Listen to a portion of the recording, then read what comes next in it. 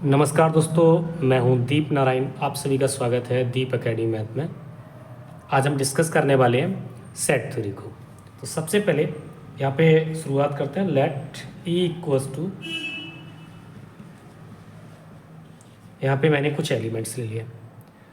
तो सिंपल सी सबसे इम्पोर्टेंट चीज़ ये है कि जब भी हम किसी सेट को रिप्रेजेंट करते हैं तो हमेशा ये जो वर्ड होता है ये होता है, ठीक है, नोटेशंस ऑफ सेट, इसको बोलते हैं नोटेशन ऑफ सेट।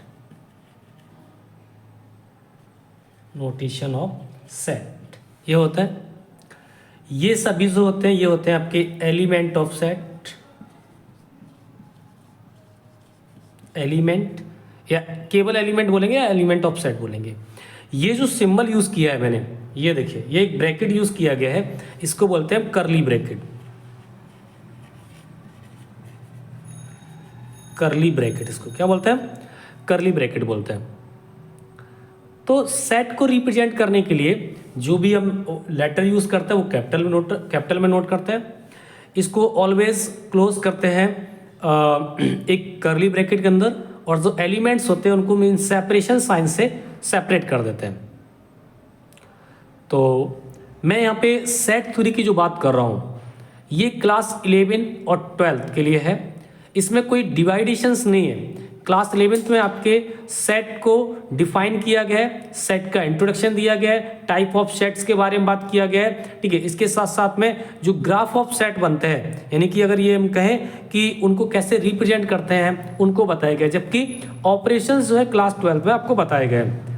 तो मैं यहाँ पे कुछ वीडियोस में ये पूरा टॉपिक अपलोड करूंगा जिसमें कि आपको बेसिक से लेकर हायर तक बताया जाएगा, यानी कि बेसिक से लेकर एडवांस तक आपको सेट थ्योरी के बारे में बताया जाएगा। उसमें 11th और 12th ऑल इंक्लूड्स होगा। तो अगर आप ये वीडियो देखते हैं, यदि आप 11th में तब भी आपके लिए बेनिफिट है, अगर आप 12th में हैं तब तो आपके लिए बेनिफिट है ही। तो मैं यहाँ पे बात करूँगा सेट थ्योरी की। तो देखो यहाँ पे सबसे पहले मैं इंट्रोडक्शंस और बता देता हूँ। इंट्रोडक्शंस ये है कि सेट थ्योरी का जो सबसे पहले डेवलप किया था, ठीक है, डेवलप जो की गई है, डेवलप बाई, ठीक है, डेवलप किया गया था जो जर्मन मैथमेटिशियन थे जॉर्ज कैंटर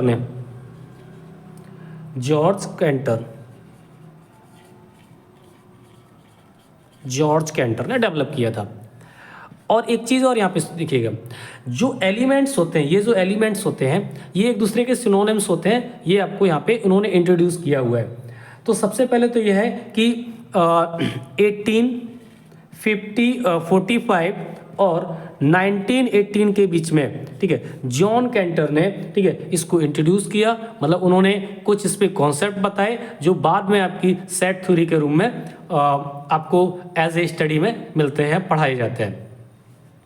तो मैंने यहाँ पे बात कर ली सेट की। तो सेट का नोटेशंस क्या होता है? इस तरह से ए इक्वल्स टू, ठीक है, इन करली ब्रैकेट्स ABCD, ये एलिमेंट्स होते हैं, ये सेपरेशन साइन होते हैं, इनको बोलते हैं एलिमेंट्स।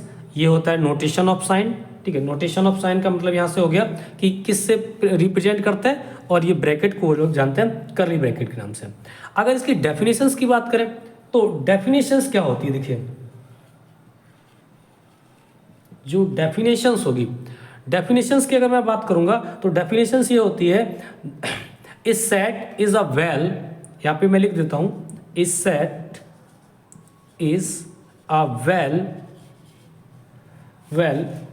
डिफाइन, यहाँ पे लिख सकते हैं, इस set is a collection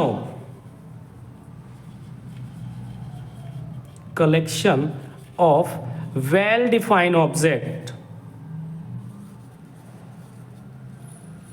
well defined object.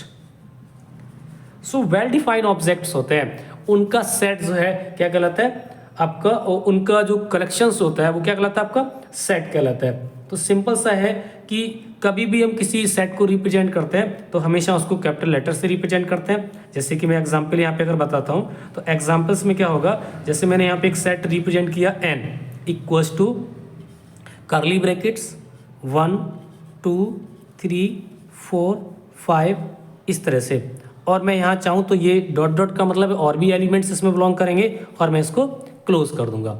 तो ये इतना यहाँ पे क्लियर हुआ होगा कि कोई भी सेट जो होता है उसको डिफाइन करते हैं कैपिटल लेटर से, इक्वल ये है, इक्वल का साइन लगाते हैं, ये करली ब्रैकेट्स होता है, इसके अंदर एलिमेंट लिखते हैं, तो ये एलिमेंट्स होते हैं।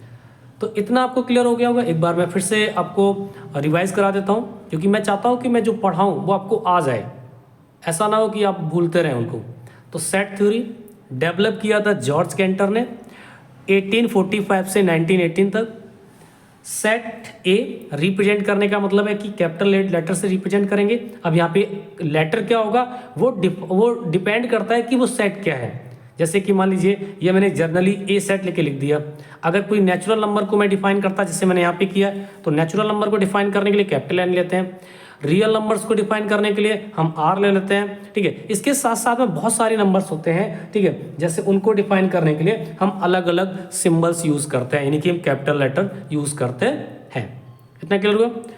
ये आपके एलिमेंट्स होते हैं ए बी सी डी, इसमें 4 एलिमेंट्स हैं, इनको एलिमेंट्स बोलते हैं। ये जो ब्रैकेट यूज किया गया है ये होता है आपका करली ब्रैकेट, और नोटेशन इसको बोलते हैं। जो लेटर होता है ये नोटेशन ऑफ सेट बोला जाता है, और इसको हम हमेशा कैपिटल लेटर से नोट करते हैं। डेफिनेशंस की बात करते हैं। इस सेट, यहाँ पे देखिए, इस सेट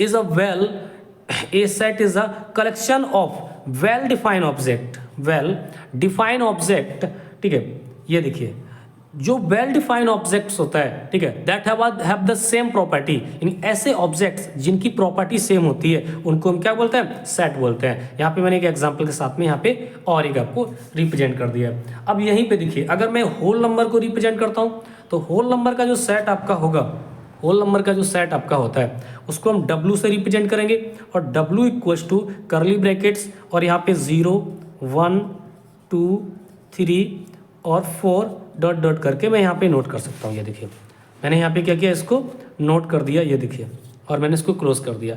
बस डॉट डॉट का साइन ये बताता है कि और भी एलिमेंट्स जो कि होल नंबर से बिलोंग करेंगे वो इसमें इसके एक एलिमेंट्स होंगे, ये यहाँ पे बताया गया।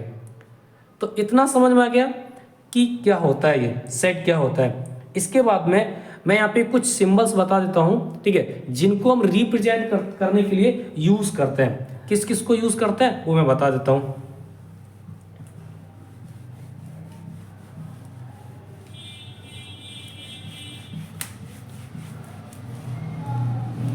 देखिए सम notation symbol,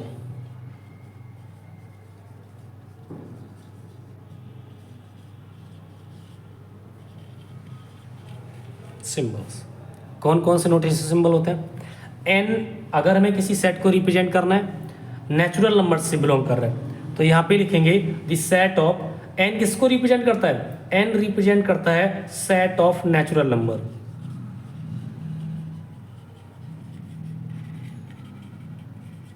set of natural numbers को रिप्रेजेंट करता है। जेड किसको रिप्रेजेंट करता है, अगर किसी सेट को जेड से रिप्रेजेंट किया जाए तो ये जो होता है इंटीजर्स को, द सेट ऑफ इंटीजर, जो इंटीजर्स होते हैं उनको रिप्रेजेंट करता है। साथ ही साथ में क्यू, क्यू किसको रिप्रेजेंट करता है, क्यू जो रिप्रेजेंट करता है वो सेट ऑफ नेचुरल नंबर्स, या फिर हम कह सकते हैं जो रेशनल नंबर्स होते हैं उनको रिप्रेजेंट करता है। यहाँ पे द सेट ऑफ क्यू, ठीक है, यानी कि इंटीजर्स को रिप्रेजेंट करता है, ये भी आपका, ठीक है, और नेचुरल, ठीक है, नंबर्स जो होते हैं उनको भी रिप्रेजेंट यहाँ पे करता है क्यू, सेट ऑफ, ठीक है, रेशनल नंबर्स। क्लियर हुआ इतना। इसके साथ साथ में जो आपका आर होता है, आर किसको रिप्रेजेंट करता है, the set of real number को, जो रियल नंबर सेट होता है, ठीक है, उसको रिप्रेजेंट करने के लिए हम आर लेटर का प्रयोग करते हैं। तो फिर से एक बार देखिए, N set of natural number, Z set of integers को रिप्रेजेंट करता है, Q set of rational numbers को, और R the set of real number को रिप्रेजेंट करता है। तो इतना यहाँ पे मैंने आपको बता दिया, ठीक है।